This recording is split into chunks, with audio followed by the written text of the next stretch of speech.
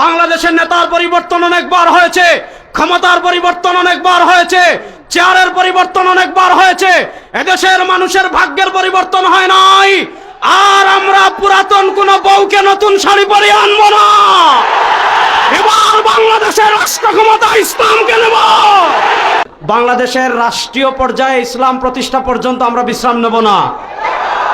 আমাদের নেতা পীর সাহেব চরমোনাই এই ঘোষণা বাস্তবায়ন করার জন্য বাংলার টেকনাফ থেকে তেতুলিয়া পর্যন্ত আল্লাহর কোরআনকে বিজয় করার জন্য পরিশ্রম করার জন্য আমরা প্রস্তুত আছি তো ইনশাআল্লাহ। আমাদের মরহুম পীর সাহেব চরমোনাই রহমতুল্লাহ আলাইহি বলেছিলেন, শুধু নেতা নয়, নীতির পরিবর্তন চাই।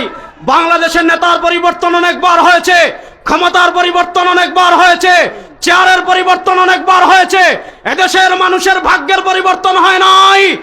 আর আমরা পুরাতন কোন বউকে নতুন শাড়ি পরিয়ে আনবো না।